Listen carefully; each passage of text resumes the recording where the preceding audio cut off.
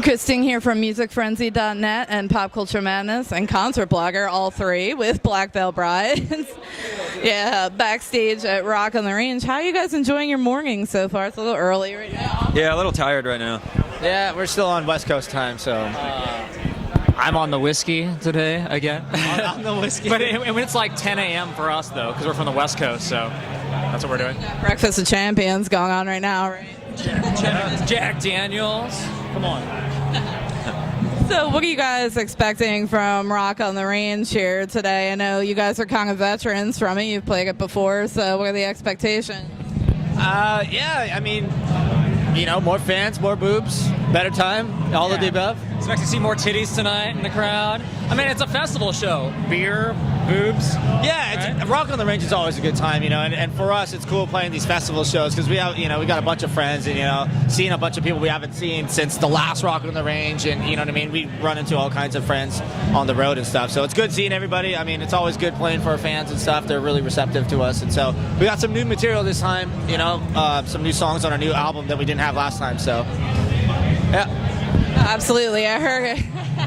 Yeah, he said it all. No, Doing a Celine Dion cover today, so that's a cool excitement thing. is that like for real? You're not, which song? It's going to be a surprise. Okay, well that means we gotta come out and make sure we see the sets. I wish this was going up live, then I would know. So you guys are currently still out on the Church of the Wild Ones tour. So how's it going? You're gonna start Warped Tour pretty soon, right? Yeah, we start that June 15th, and one of the headlining bands. So we're actually playing this. Church of the Wild Ones is done now. So, well, at least so far. So we're playing this, and then off till Warped Tour starts. So looking forward to that. It's gonna be hot though.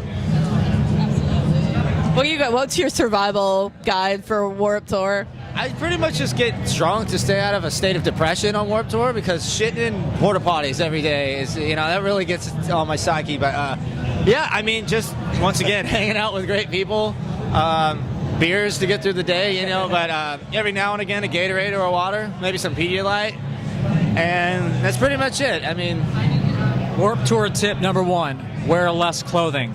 yeah. That goes for any summer festival, right? So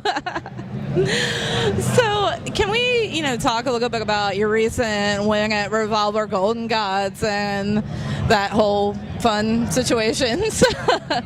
What's the reaction been? Badass. I mean, I don't know. That was a history-making thing for us. You know, that was our 3rd year in a row that we won an award at the Golden God. So that was history for them. Like no one's ever did that like 3 consecutive years. So that was an awesome feat for us, and I think it's a huge staple in the metal and rock community to like do such for people who like are starting to believe in us, who still have doubts about us. But I mean, that's like a huge testament to our fan base and then what we are as a band and what we stand for as rock and metal. You know. Yeah, it's a fan voted thing. I mean, you know, it's so ridiculous that, you know, some people might have been upset about it, you know, but, you know, Andy said it best, like, go out there and vote, you know, be proactive, you know, vote for your favorite band. We won, you know, we won 3 years in a row. Who else did that? Nobody, sorry. But, you know, I don't know, I thought it was hilarious. That's it. Bottom line, we won an award. I thought it was hilarious. Thanks to Revolver, you know, and the fans. I think that there's an audience out there that doesn't have a voice right now, and we are the young generation who has a voice and to speak to rock and metal. And maybe a lot of people don't understand it. That's their bad. But I don't know. We have something that's, you know, it's going and it's going to be really cool to like carry the torch, so to speak. But we're really doing our own thing for rock and metal today, so it's really cool.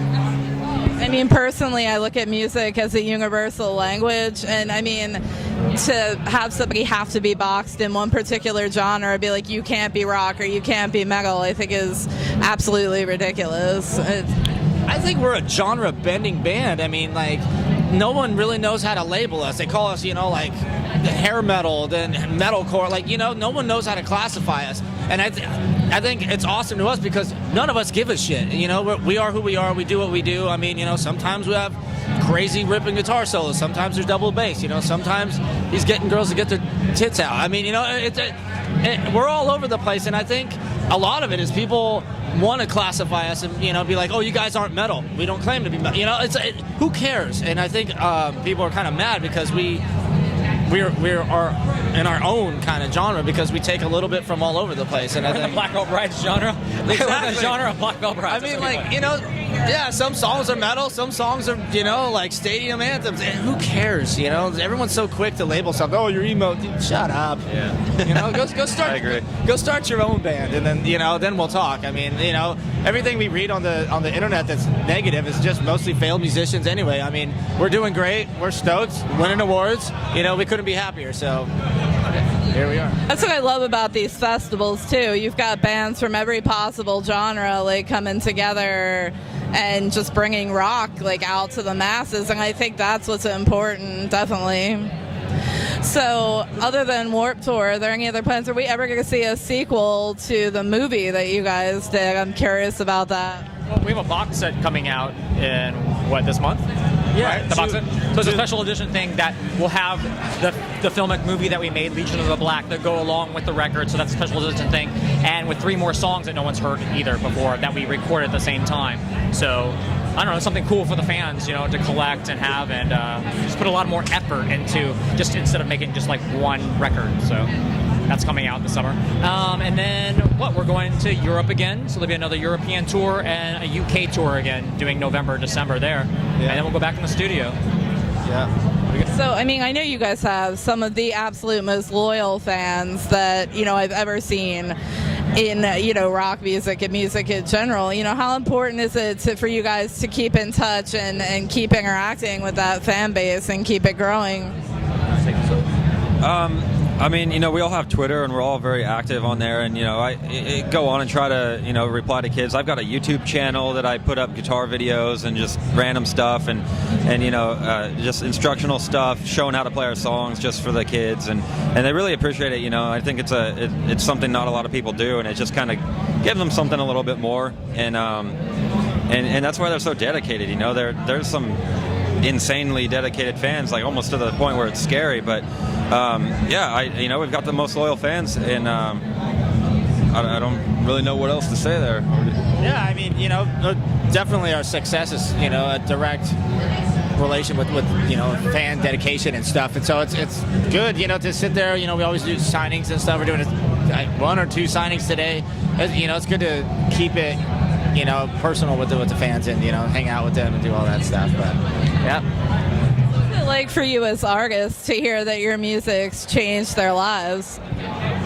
I mean, I don't think originally we set out to be that. You know, I think we were just doing music, and we wanted to be in a band that we liked or we would like to listen to. And I think all of us have different facets, and we all have different influences, you know, that makes this band what it is. But yeah, to hear that we, you know, save lives. I mean, you know, we're fortunate enough to be put in that position, you know, through our music and to stand for something.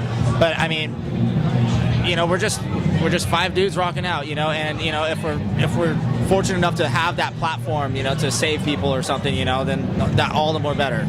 But you know, it's really cool, but it's still kind of weird, you know, like to have someone like a complete stranger run up, hug me, start crying on my shoulder like, you saved my life. I'm like, you know, awesome, but, you know, it's crazy. It's humbling, you know. It's awesome. You know, I think it is that we're very authentic dudes, and what we do is very authentic, and that resonates. There's passion behind that, and I think that other people feel that in the music, and in the music as well. You know, I just think it just resonates to an audience that they just get it. You know, we're not trying to do something that's like out of our scope or something, but like, I don't know, it's just passion and authentic. You know. You know, as a final question for you guys, for each one of you, do you have a pivotal music moment that occurred in your life that made you decide that you had to pursue it for a career? For me, it was when I started listening to Metallica. I just knew right away. I picked up a guitar and started playing, and that was it. I knew that was it for me. Yeah, I mean, for me, it was like drumline. I saw a drumline, and I was like, I gotta beat the shit out of something, you know. And if I can make money at it and travel, what, dude? I feel like I'm fooling everybody else, you know. Like, it's not a job, but yeah, I mean, hanging out with these guys, you know, hanging out with my 4 best friends and touring the world and, you know, making money at it. Obviously, it's not for the money, but just experiencing life, you know, and having fun every single day. So, what was the question? So do you have a pivotal music moment that occurred in your life that really, you know, flipped the switch and made you decide you were going to pursue it for a career? Oh, so this is like talking as like a kid or a child or something, like growing up, like not now. I think when I was in school and I saw girls that I was attracted to, and they were wearing like Motley Crue t-shirts, and I didn't know who that band was, but I was like, whoever that is, and those girls like that's what I want to do, because that's how you get those girls. That's how I saw on the bus, like, that chick has a Motley Crue. I don't know who that is, but whatever it is, I got to discover it. So I know that was a big thing for me. Awesome. Well, I want to thank you guys so much for taking a few minutes out to speak with me. Hopefully we will see you in Philadelphia out on Warped Tour. So awesome. We'll tell our fans, stay tuned.